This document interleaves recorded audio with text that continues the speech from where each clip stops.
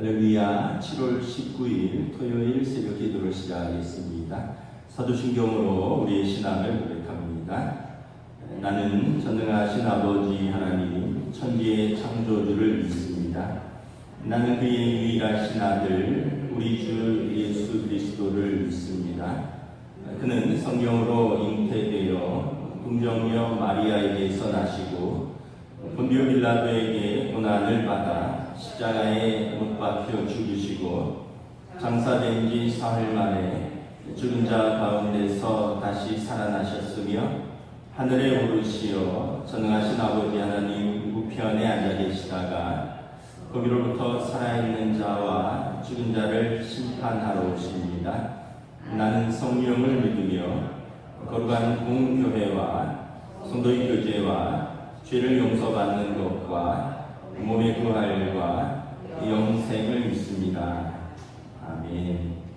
찬송가 538장 찬양하시겠습니다. 찬송가 538장입니다.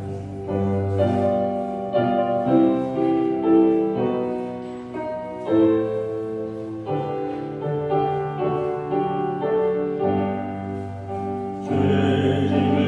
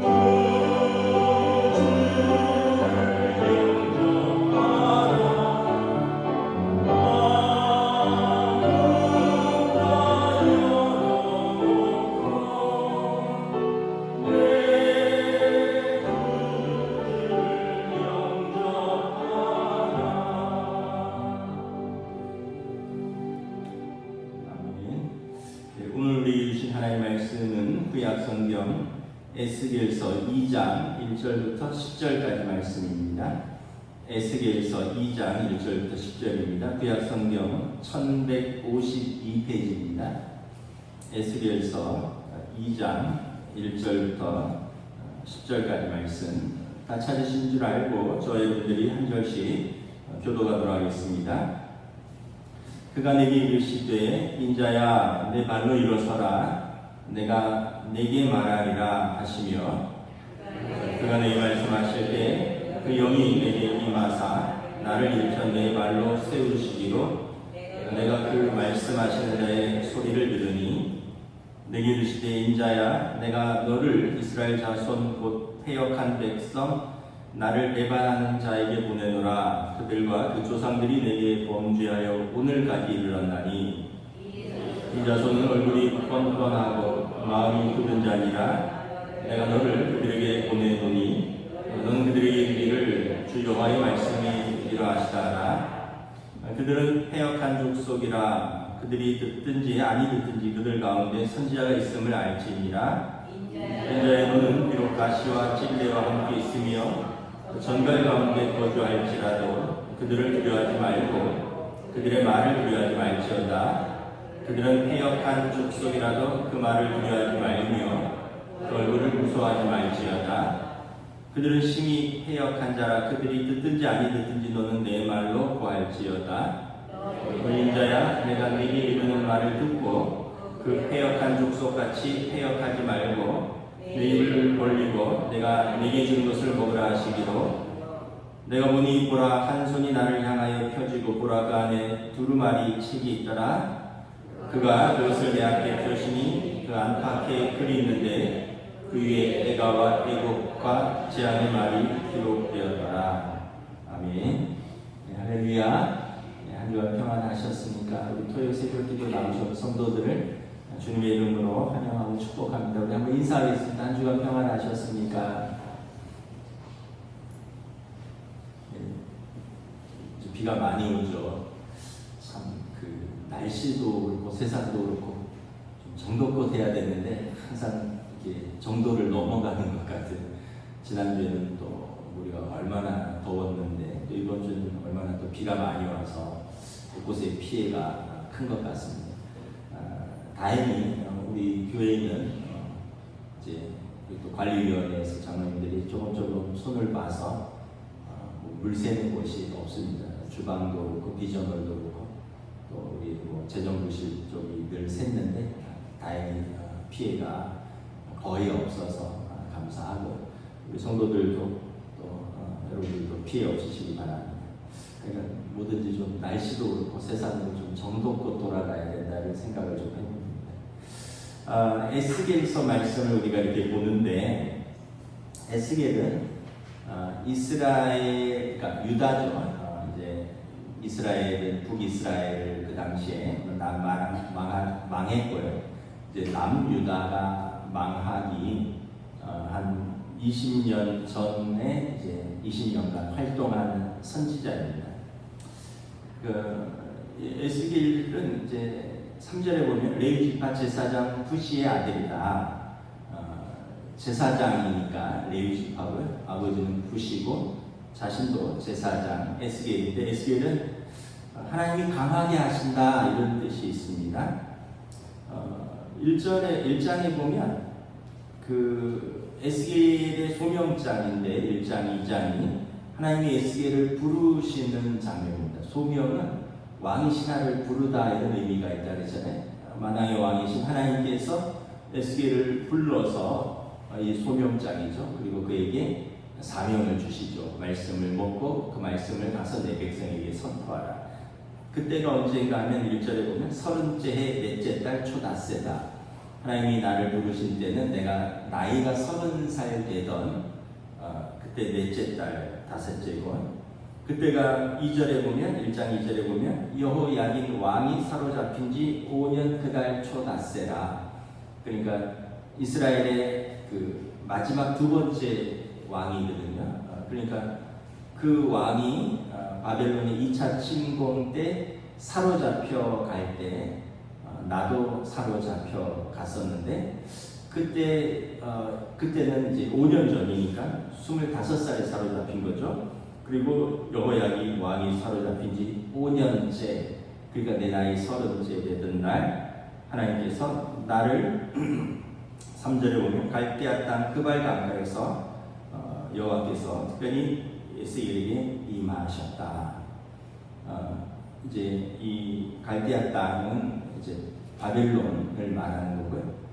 지금 이라크입니다. 그발 강가에서 그 이제 유프라테스 강 뭐 그쪽 수로를 만드는 그 토목공사, 그 수로 만드는 그 공사, 그 유배지인데 거기에서 포로들과 노예들이 그 공사를 하고 있던 그곳에서 하나님이 내게 임하셨다. 그래서 아주 상세하게 하나님께서 자신을 부르실 때의 그 시기, 상황, 또 장소, 또 하나님이 어떻게 내게 임하셨고 무엇을 내게 말씀하셨는지를 1장, 2장에 걸쳐서 상세하게 기록을 하고 있습니다.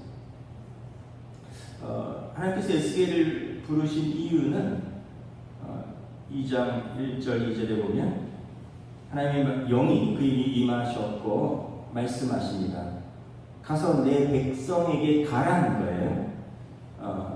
하나님의 백성인데 하나님의 백성을 이스라엘이라고 부르잖아요. 이스라엘은 하나님과 씨름한다 이런 뜻입니다. 야곱이 야곱 강가에서 하나님과 씨름하다가 얻은 새 이름이 이스라엘입니다. 야곱은 뒤꿈치잖아요. 사람과 씨름하던 사람이 하나님과 씨름하면서 하나님을 새롭게 만나고 새 이름을 얻은 이스라엘인데, 그래서 이것이 그 민족, 지금 그 나라의 이름이 되었습니다. 하나님과 씨름하고 하나님과 승리하는 자. 그런데 3절에 보면 이스라엘 자손을 하나님께서 뭐라 그러시냐면 패역한 백성이다, 나를 배반한 자다 이렇게 말합니다. 나를 배반했기 때문에 패역하다라는 거예요. 그 이스라엘이 하나님을 왕으로 모셨다면 반역을 행하는 것입니다. 패역은 우리 뭐 조선시대나 뭐 이럴 때 보면 그 왕을 반역하는 것을 있잖아요. 이게 이제 하나님을 왕으로 모신 이스라엘이 하나님을 반역했으니 패역했고, 이것이 이제 그 호세아서 같은 경우에 보면 영적 간음이다. 하나님을 신랑으로 이스라엘이 신부인데 외간 남자를 자꾸 만나고 다니고 그들과 정을 통하고 그들이 뭔가를 줄 거라고 기대하고 남편을 버렸다는 거예요. 영적 간음을 말하는 것입니다. 이것이 이제 패역한 백성, 나를 배반한 것이고, 4절에 보면 또 이스라엘 이 자손들 그 백성 하나하나를 뭐라 그러냐면 얼굴이 뻔뻔하고 마음이 굳은 자다. 얼굴이 뻔뻔하고 마음이 굳었다라는 얘기는 이제 신약 성경에 보면 그 화인 맞은 자다, 양심에 화인 맞은 자다 이런 표현이 있는데, 불에 대면 이제 그 부분이 이제 나중에 굳은 쌀이 되고 감각이 없어지죠. 그러니까 하나님의 말씀을 저버렸다는 거예요. 하나님의 말씀을 저버리고 떠나서 오래 사니까 이제 처음에는 하나님의 말씀을 내가 저버렸구나, 양심의 가책도 있고 또 두려움도 있는데, 이게 이제 오랫동안 반복되다 보니까 내가 뭘 잘못했는데 뭐 하나님 말씀 그래서 뭐 어쨌다는 거야, 이렇게 반응을 한다는 거예요. 하나님이 보실 때 이제는 부끄러워할 줄도 모르고 회개할 줄도 모르고 얼굴이 뻔뻔하고 마음이 굳은 자다.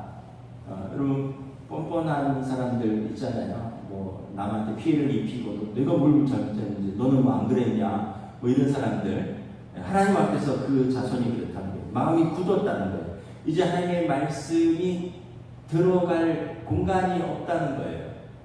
그 예수님께서도 씨 뿌리는 자의 비유에서 마음이 굳은 자라고 했잖아요. 그래서 돌짝밭 길가에 뿌려진 씨앗은 뿌리를 내리지 못하고 햇빛에 말라 죽거나 새들이 와서 쪼아버리는 거죠. 우리의 마음이 굳어버리면 하나님의 말씀이 뿌리를 내리지도 못하고 무슨 시험이나 염려나 사단의 공격이 있으면 바로 빼앗긴다는 거예요. 이런 사람들은 결국 말씀의 뿌리를 깊이 내리지 못하니까 그것이 이제 악순환이 반복되는 거예요. 뿌려져도 빼앗기고 또 그러니까 마음이 또 굳어지고 마음이 굳어지니까 또 말씀을 또 받아들이지 못하고 또 빼앗기고 이게 이제 계속 반복되는 거예요. 이스라엘이 지금 그런 상태라는 거예요. 전체적으로 영적으로는 우상 숭배로 하나님을 배반했고 그 백성들의 한 사람 한 사람들은 하나님의 말씀을 저버리니 삶에서 도덕적으로 부패하고 또 하나님을 떠난 삶을 살면서도 무엇이 잘못된지 모르고 있다는 거죠. 예레미야서에 보면 예레미야는 에스겔보다 한 20년, 30년 먼저 활동한 선지자인데 예레미야도 유다에 이렇게 하면 우리 망한다 라는 것을 선포했는데 예레미야 2장 13절에 보면 내 백성이 두 가지 악을 행하였나니 곧 생수의 근원 대신 나를 버린 것과 스스로 웅덩이를 판 것인데 그것은 물을 저축지 못할 터진 웅덩이니라. 두 가지 악을 행했다는 거예요. 하나는 첫 번째 악은 생수의 근원을 버렸다는 거예요. 두 번째는 그래서 그 근원을 막아버리고 자기가 스스로 웅덩이를 파서 물을 얻었는데 이 물은 물을 저축하지 못하는 터진 웅덩이라는 거죠. 예레미야가 이스라엘이 하나님 앞에서 두 가지 악을 행하였다. 생수의 근원 대신 하나님을 버렸다라는 거예요. 그리고 두 번째는 스스로 웅덩이를 팠습니다. 이것은 이방신을 숭배하고 또 자기 자신을 의지하고 외국과의 동맹을 통해서 이제 나라의 생존을 모색하려는 그런 스스로 웅덩이를 팠는데 이게 터진 웅덩이라는 거죠. 잘 나오는 생수의 근원은 막아버리고요. 그리고 더 좋은 거라 생각해서 새롭게 웅덩이를 팠는데 이건 물을 저축지 못하는 거예요. 터지는 웅덩이. 그 이스라엘의 마지막 그 20년간의 상황을 보면 이게 터진 웅덩이라는 것을 잘 보여줍니다. 20년간 왕이 4번 바뀌었어요. 그리고 20년간 왕이 4번 바뀌었다면 22년간 평균 5.5년이잖아요. 유다는 그 부자 세습입니다. 다윗 왕가이기 때문에 아버지가 죽으면 아들이. 그러면 5년 반 동안 뭐 아버지 죽고 아들 죽고 아들 죽고 뭐 계속 그게 아닐까요? 그러니까 11년간 통치한 왕이 2명 있고요. 100일간 통치한 왕이 2명 있습니다. 그만큼 나라가 불안했는데 마지막 왕들은 자기 스스로 세워진 왕이 하나도 없습니다. 애굽에서 세운 꼭두각시 왕이고요. 바벨론에서 세운 꼭두각시 왕입니다. 나라가 망한 20년 전의 상황은 아주 외교적으로 극심하게 무능했고 하나님이 보실 때 도덕적으로 극심하게 타락했고 영적으로는 우상 숭배에 가득 차 있고 그래서 결국은 이제 외교적으로 무너진 것 같지만 애굽의 침공, 바벨론의 침공 외교적으로 무너진 것 같지만 이미 물을 저축지 못할 터진 웅덩이였다는 거예요. 그 웅덩이가 사실은 그들이 의지하던 나라였습니다. 처음에는 그 아시리아에 의해서 형제 나라인 북이스라엘이 멸망할 때는 바벨론을 의지했습니다. 그러다가 이제 애굽과 바벨론의 갈등이 생기니까 이제 바벨론 편을 들다가 애굽에게 좀 터지고 나중에 바벨론이 침공을 하니까 또 애굽을 의지하다가 이제는 바벨론이 또 좀 패는 거죠. 그러니까 이 뭐 아시리아, 이집트, 바벨론 세 나라에서 어디를 손을 잡아야 될까 갈팡질팡하다가 여기서 맞고 저기서 터지고 그런 상황인 거예요. 그 이스라엘의 이제 마지막 그 외교적 상황 아까 말했듯이 강대국 아시리아가 몰락하고 새로운 강대국 이제 바벨론이 일어나던 시기였습니다. 바벨론이 일어나서 계속해서 이제 이 중근동의 패자가 되면서 점점 남하하니까 이집트가 위기를 느끼고 이집트의 왕 느고가 이제 바벨론을 정벌하러 이제 전투에 군사를 끌고 전투에 나왔습니다. 갈그미스 전투라 그러는데 갈그미스까지 군대를 이끌고 가는데 그 길에 이제 그 팔레스틴이 있는 거죠. 그러니까 유다 왕이 나가서 막아요.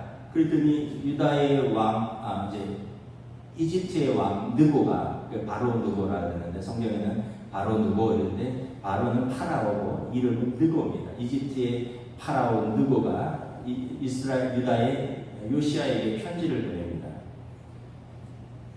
유다 왕이여, 내가 그대와 무슨 관계가 있느냐? 내가 오늘 그대를 치려는 것이 아니요 나와 더불어 싸우는 족속을 치려는 것이라. 비키라는 거죠. 우리는 갈그미스에서 바벨론과 싸울 것이다. 근데 요시아가 이때는 바벨론과 손을 잡았을 때입니다. 그래서 이제 갈그미스 전투에 나가는 이집트를 막아서고 자기가 대신 싸운. 그럼 초강대국인 바벨론과 싸우러 가는 이집트 군대를 유다 군대가 싸우는데 결국은 이제 유다의 왕 요시아가 무깃도에서 패배합니다. 도망가면서 이제 그 적의 화살에 맞고 이제 전사를 합니다. 그 무깃도의 전투를 그 이제 마지막 거의 전투 망하기 직전에 그런 전투들이라고 해서 요한계시록에 보면 아마겟돈 전투 뭐 이런 게 표현을 하는데 하여튼 그렇게 해서 이제 요시아 왕이 죽고요. 요시아 왕이 여호아하스가 왕이 됩니다. 23세에 여호아하스가 왕위에 올랐는데 이제 애굽의 바로 느고가 야, 저 아버지가 나를 맞서고 바벨론과 동맹을 했는데 그 아들이 왕위에 올랐으니까 석 달 만에 유다를 재침공합니다. 그리고는 이 여호아하스 왕위를 폐하고 동생 엘리야김을 왕으로 세우고 여호아하스를 애굽으로 잡아갑니다. 그리고 매년 국물로 금 1달란트와 은 100달란트를 요구합니다. 그러니까 이제 바벨론을 의지하다가 애굽에 의해서 아버지 왕이 죽고 아들 왕은 잡혀가고 동생이 왕위에 세워진 거예요. 그러면서 이제 애굽에 종속되고 애굽과 손을 잡습니다. 그랬더니 바벨론 느부갓네살 왕이 1차 침공을 합니다. 그래서 이 애굽으로 잡혀간 형 대신 세워진 여호야김을 1차 침공해서 이 여호야김을 패하고 그의 아들 여호야긴을 왕으로 세우고 여호야김을 쇠사슬로 결박해서 바벨론으로 끌고 갑니다. 그리고 나서 그 아들 8살짜리 어린 아들 여호야긴이 왕이 됐는데 이제 바벨론의 느부갓네살 왕이 1차 침공에서 보니까 이스라엘에 뭐가 많은 거예요. 금도 많고 은도 많고 솔로몬 성전을 약탈했는데 보물도 많고 그래서 2차 침공을 합니다.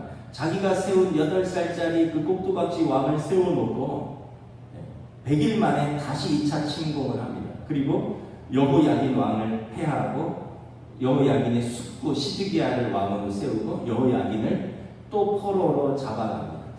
이때 에스겔도 이 여호야긴 왕과 함께 포로로 잡혀가는데 이때 에스겔이 아까 25살이었고 왕은 8살이었어요.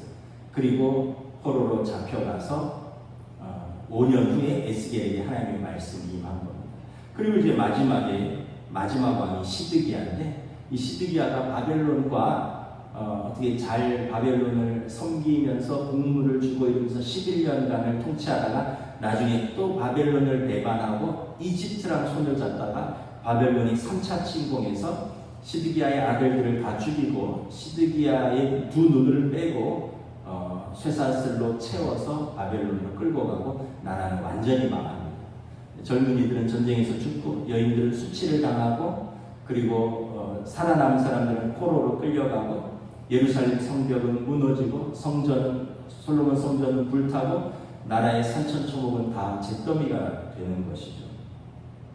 이게 이제 이스라엘 유다의 마지막인데 이 마지막의 시드기야 왕이 직전에 여호야긴 왕 때에 에스겔이 이제 활동한 것입니다. 그 직전은 예레미야 우리 망한다 이렇게 가면 망한다. 하나님을 의지해야 된다. 이집트가 아니라 바벨론이 아니라 하나님을 의지해야 된다. 다시 하나님 앞에 돌아서야 된다. 그 우리나라 이렇게 역사도 보면 참 비슷한 부분이 많은 것 같아요. 이제 임진왜란이 끝나고 그 명나라를 우리가 아버지의 나라로 섬겼잖아요. 황제의 나라, 아버지의 나라. 근데 이제 후금이 강하게 일어나면서 청나라가 되는 거죠. 후금이 야 우리가 명을 칠 터이니 조선 너네는 우리 뒤를 치지 말고 가만히 있어라. 그랬더니 이제 조선 왕이 아이고 우리가 인조죠. 그 인조인가요? 인디네라 때는 선조니까 우리가 병작을 한대.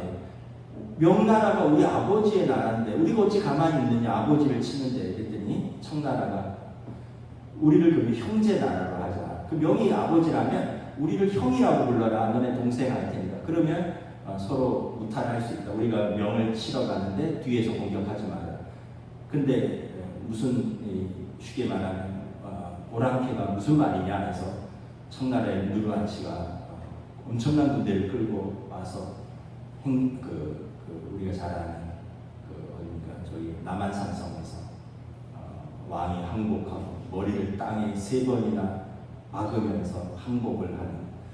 그러면서 한때는 명을 의지하다가 한때는 청을 의지하다가 그러다가 뭐 러시아를 의지하다가 미국을 의지하다가 일본을 의지하다가 보면 그 우리나라 근현대사도 막 하나님 앞에서 하나님 보실 때 굉장히 답답했을 거예요. 이 나라 잡았다가 저 나라 잡았다가 그래서 뭐 러시아 공사관으로 도망갔다가 일본 군대 끌어들였다가 또 뭐 미국과 뭐 영국과 프랑스 군대 또 손잡았다가 이러다가 이제 나라가 망하는 것을 이렇게 볼 수 있는 거죠. 그런 상황 속에서 에스겔에게 무엇을 선포하느냐? 이 패역한 백성에게 가서 하나님의 말씀을 선포하라라는 거예요. 그래서 4절부터 쭉 보면 이 얼굴이 뻔뻔하고 마음이 굳은 자들에게 내가 너를 보내노니 너는 그들에게 가서 주 여호와의 말씀이 이러하다 하라라는 거예요. 5절을 보면 그들은 패역해서 듣지 않을 것이다. 근데 듣든지 아니 듣든지 하나님의 말씀은 이러하다라고 선지자는 선포해라. 듣고 안 듣고는 저들의 몫이다. 그러나 선지자는 하나님의 말씀은 이러하다라는 기준을 선포하라는 거예요. 6절을 보면 인자야 너가 그 선지자로 하나님의 말씀을 선포할 때 너는 고난 가운데 들어갈 것이다. 가시와 찔레와 함께 있으면 전갈 가운데 거주할 것이다. 여러분 가시와 찔레 이런 우리를 찌르는 것들이잖아요. 그리고 전갈 물리면 뭐 크게 다치거나 죽는 거 아니에요. 그 가운데 너가 누워있는 것 같을지라도 두려워하지 말아라. 그게 너의 사명이다. 가시와 전갈 찔레 속에서라도 너가 하나님의 백성을 위해서 말씀을 선포해라. 그게 너의 사명이고 그들을 두려워하지 마라. 그들은 패역한 족속이다. 하나님을 두려워하고 내가 너의 입에 넣어주는 그 하나님의 말씀을 가서 7절에도 보면 그들이 듣든지 아니 듣든지 너는 내 말을 구하라는 거예요. 그러면서 8절에 인자의 입을 벌려라. 내가 내게 주는 것을 먹으라. 그러면서 환상 가운데 두루마리 책을 보여주는 게 그 두루마리 안팎의 말씀이 빽빽히 쓰여져 있는 그 말씀을 먹고 이제 에스겔이 이스라엘 백성에게 나아가는 것입니다. 크게 두 가지예요. 하나는 포로로 잡혀서 지금 바벨론 그발 강가에서 노역을 하고 절망하고 낙심한 그 백성에게 절망하지 말아라. 하나님의 때가 이르면 하나님께서 우리를 회복시키실 것이다. 그래서 절망과 낙심이 아니라 하나님의 언약을 붙들라라는 거예요. 두 번째는 헛된 꿈을 아직도 잡고 있는 사람들이 있다는 거예요. 포로로 잡혀와 있는 사람들 중에 또 유다 본토에 있는 사람들 중에 아직 시드기야 마지막 왕이거든요. 이 시드기야가 이겨서 다시 우리를 고토로 우리 고국으로 불러들일 것이고 다시 우리를 회복시킬 것이다. 하나님은 그런 하나님이 아니시다. 이런데 너희가 헛된 꿈을 꾸지 말아라. 너희가 터진 웅덩이 그 생수의 근원 대신 하나님을 버리고 터진 웅덩이에서 무슨 소망을 이야기를 하느냐. 거짓 선지자들 또 뭐 이런 헛된 소망을 버리고 아예 하나님의 징계를 철저히 받고 그리고 하나님 말씀 앞에서 새로 일어서라. 저 건축은 잘 모르지만 여러분 뭐 만약에 잘못된 부분이 있으면 이거를 중간에 이렇게 바로 잡는 게 어쩌면은 더 돈이 많이 들 수도 있고요. 더 어려울 수 있습니다. 아예 그냥 허물어버리고 새로 지으는 것이 시간도 절약되고 어쩌면 비용도 될 수 있는데 이제 시간 잘못 판단해서 이걸 이제 시간과 돈을 아끼려고 요거 허물어내고 여기 다시 세우고 저거 허물어내고 다시 하다가 보니까 이제 여기서 문제가 또 생기고 그래서 또 요거 하다 보니까 저쪽에 또 생기고 뭐 이러면서 어쩌면은 아예 그냥 허물어버리고 새로 짓는 것이 나을 수도 있다는 거예요. 지금 이스라엘 상황이 그런 거죠. 예레미야도 그랬습니다. 예레미야도 10절에 보면 애가와 애곡과 재앙의 말이 기록되었다. 에스겔이 받은 말씀은 애곡과 애가와 애곡과 재앙의 말이 기록되었다. 예레미야도 그랬거든요. 우리 망한다. 그랬더니 누가 그랬느냐? 하나님이 그러셨다. 그랬더니 이제 그 예레미야 시대에 거짓 선지자들이 왕에게 아니 나라를 망한다고 하는 저런 외국노가 어떻게 선지자냐고 예레미야를 거짓 선지자라고 그러면서 네가 참 선지자라면 하면서 뺨을 때리고 구덩이를 파서 거기에다가 예레미야를 가두고 음식도 주지 않고 물도 주지 않고 너가 나라가 망한다 그랬는데 언제 나라가 망하는지 네가 먼저 망하는지 보자. 이러다가 진짜 나라가 망하고 예레미야는 이제 이집트로 끌려가죠. 그러니까 예레미야는 이집트로 끌려가고 에스겔은 바벨론으로 끌려가거든요. 근데 나라가 괜찮다라고 한 사람들은 다 죽었어요. 그들이 거짓 선동, 거짓 선지자, 거짓 세상에 소망을 두었다는 거죠. 그래서 예레미야도 그렇고 예레미야도 애가를 지었잖아요. 오늘 에스겔도 애가와 애곡과 재앙의 말을 선포하는 거예요. 차라리 죄값을 받자. 그리고 하나님 앞에서 다시 회개와 눈물로 다시 쌓자라는 거예요. 그래서 하나님의 말씀으로 다시 쌓자라는 거예요. 그러면서 아까 두 가지라 그랬잖아요. 그 세상에 소망을 두는 그런 헛된 말에 속지 말고 하나님께 소망을 두고 그리고 하나님의 말씀으로 다시 쌓자. 하나님의 말씀을 우리가 영어로 캐논이라고 그러거든요. 캐논은 헬라어로 카논에서 왔는데 카논은 이 자라는 뜻입니다.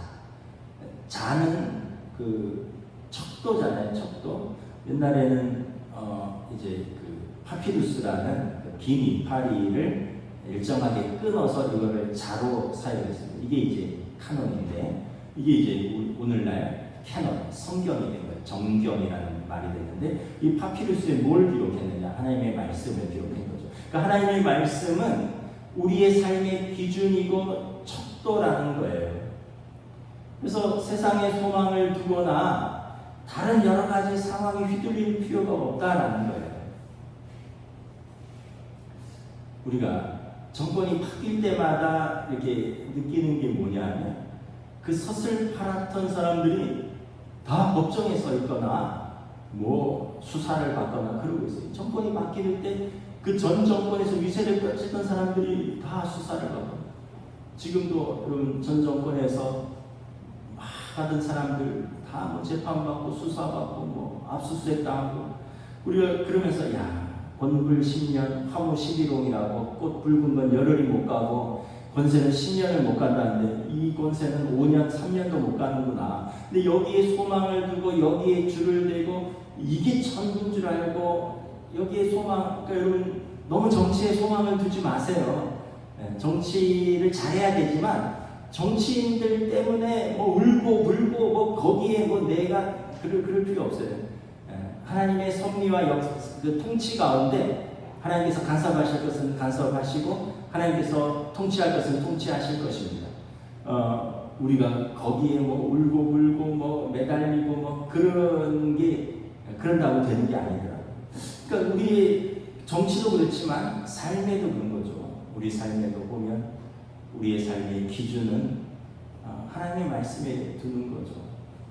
자녀들 이렇게 키우잖아요.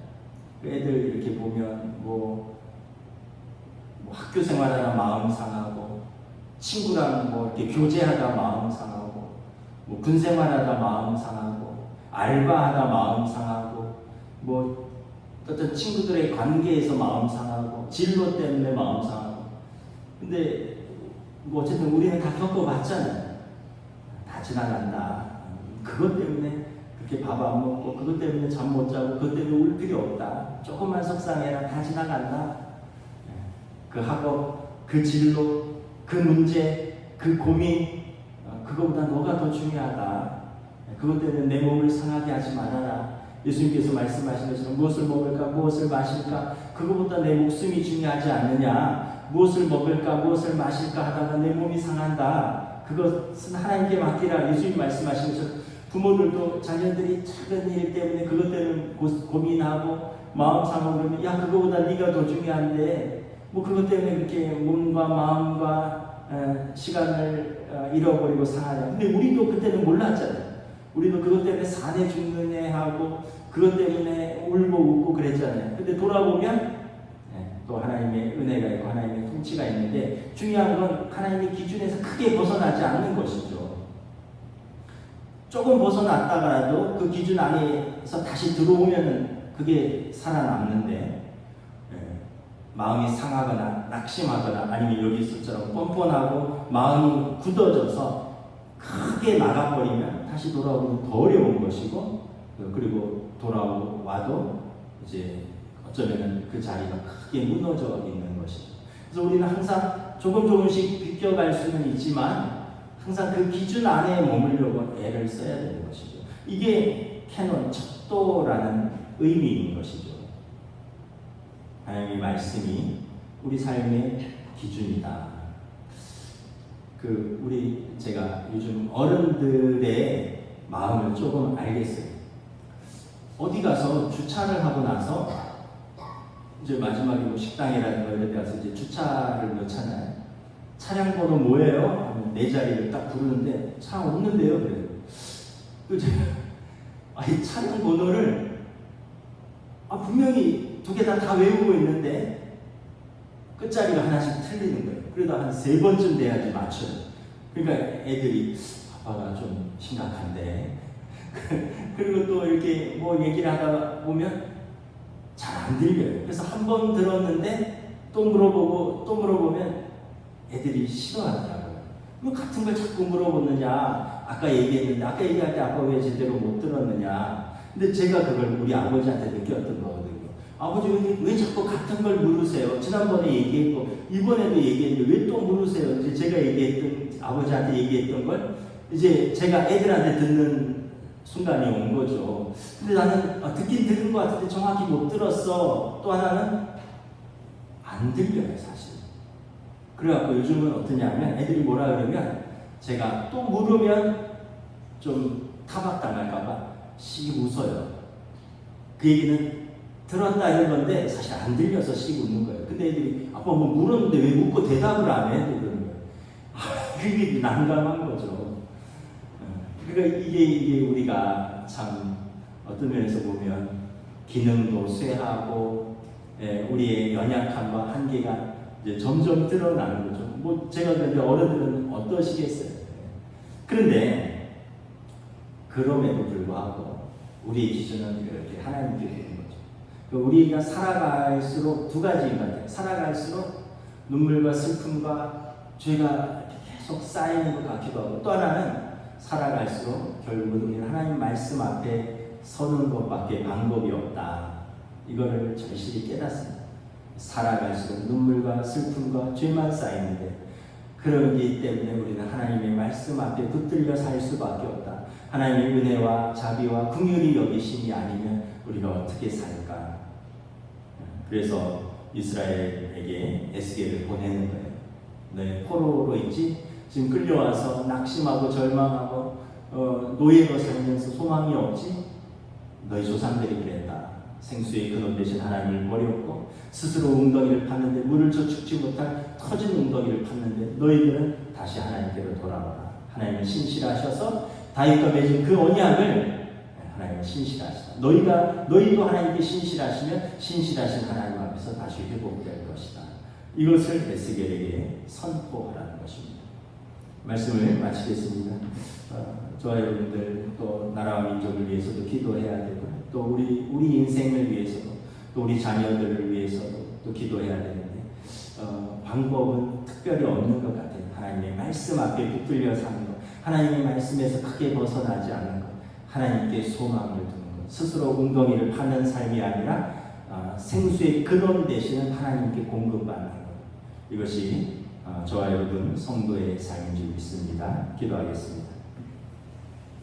하나님 은혜를 감사합니다.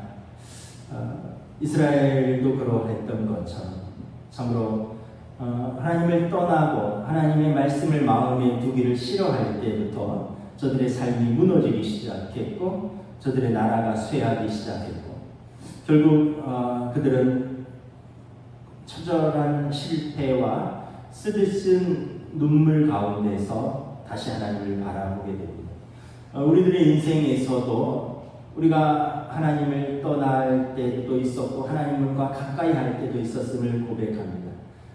그러나 한결같이 우리를 버리지도 아니하고 떠나지도 아니하시고 우리가 떠났을 때 하나님의 말씀을 통하여 우리를 다시 불러주시고 또 우리에게 하나님의 말씀의 기준을 주어서 다시 우리로 생각나게 하시는 성령님, 그리고 우리를 절대 포기하지 아니하시는 성부 하나님, 그리고 그러한 우리를 위해서 죄값을 친히 짊어지시고 우리를 속량하신 예수님, 그러므로 그리스도 예수 안에서 속량받은 그 백성이 그 아버지 하나님 앞에서 즐거워하고 만족하는 삶을 기뻐하시는 하나님을 우리의 삶이 무엇으로 살아가는가, 우리의 믿음은 무엇인가를 다시 한번 말씀 앞에서 돌아보고 붙들고 그 안에서 기뻐하며 누리는 성도의 삶으로 인도하여 주시옵소서.